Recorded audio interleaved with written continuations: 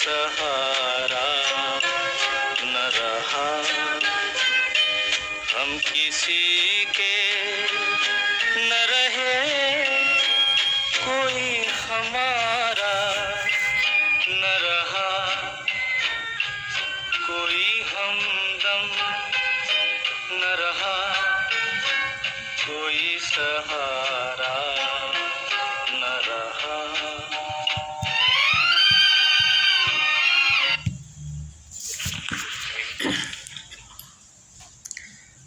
Hello, આજનો વિષય છે જીવનમાં વધતી જતી એકલતા. જીવનમાં એકલતાનું પ્રમાણ ખૂબ ઝડપથી વધી રહ્યું છે. જૂના જમાનામાં સંયુક્ત કુટુંબ વ્યવસ્થા હતી. બાળકો અને વડીલો સારી રીતે સંચવાઈ જતા હતા, પરંતુ સમય અને સંજોગોએ લાવેલ પરિવર્તનને કારણે સંયુક્ત કુટુંબ પ્રથાનો લગભગ અંત આવ્યો છે. 12થી 15 સભ્યોના કુટુંબોની જગ્યાએ 3થી 4 સભ્યો થઈ ગયા. આવા નાના કુટુંબ ફ્લેટમાં શાંતિથી અને આનંદથી રહેતા હતા. ત્યાં દીર્ઘદ્રષ્ટિવાળા પતિ પત્નીને વિચાર આવ્યો કે આપણા આવા ફ્લેટમાં કોઈ સુખી સંપન્ન ઘરની છોકરી ના આવે, માટે જો મોટા ઘરની કન્યા લાવવી હોય તો એ પ્રકારના સ્ટેટસવાળું મકાન એટલે કે બંગલો જ જોઈએ. વિચાર અમલમાં મૂક્યો. 3 માળનો વિશાળ બંગલો બંધાવ્યો. બંગલામાં જાત જાતની સગવડો કરાવી, પરંતુ ત્યાં રહેવા જાય એ પહેલાં જ તક મળતા વારાફરતી બંને પુત્રો અમેરિકા જતા રહ્યા. હવે પતિ પત્ની બંને એકલા વિશાળ બંગલામાં રહે છે. પુત્રો પોતપોતાના પરિવાર સહ અમેરિકામાં દૂર દૂરના સ્ટેટ્સમાં રહે છે.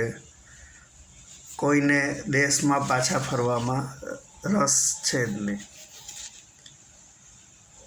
અને કહેવાય છે કે જેના અન્ન જુદા તેના મન જુદા. માત્ર વિડીયો કોલ્સથી રોજ સંપર્ક જળવાઈ રહે છે. માતા પિતાને કોઈ શારીરિક સમસ્યા આવે ત્યારે વિદેશ વસતા સંતાનો ફોન પર કહે, કોઈ સારામાં સારી હોસ્પિટલમાં ટ્રીટમેન્ટ લેજો, પૈસાની ચિંતા કરતા નહીં, તબિયત સાચવજો. 88 વર્ષના એક વડીલ એકલા જ રહેતા હતા.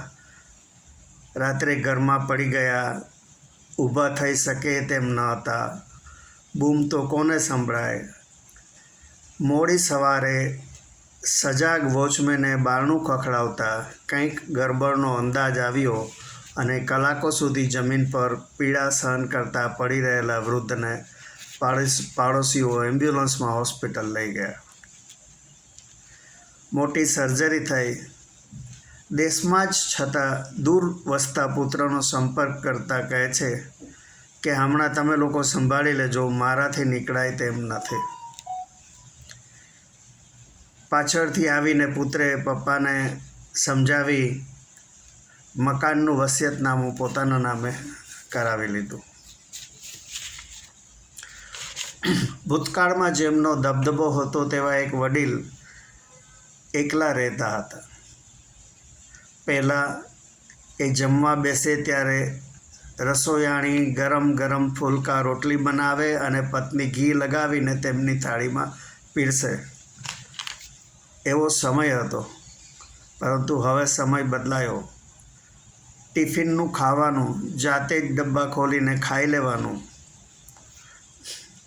બરાબર દિવાળીના દિવસોમાં ભૂતકાળને યાદ કરીને ગમગીન હૃદયે તેઓ ગાતા હતા, એક વો ભી દિવાળી થી, એક ये भी दिवाली है, उजड़ा हुआ गुलशन है, रोता हुआ माली है. સંસારમાં દરેક વ્યક્તિ સુખી થવાના સપના જુએ છે અને તે માટેની યોજનાઓ બનાવે છે, પરંતુ નસીબમાં લખ્યા મુજબ જ સુખ શાંતિ મેળવી શકાય છે. વૃદ્ધ અવસ્થામાં બીમારીનો ભય સતાવતો હોય છે.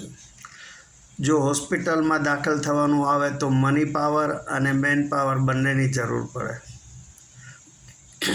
આપણું જીવન એક રંગભૂમિનો ખેલ જ છે.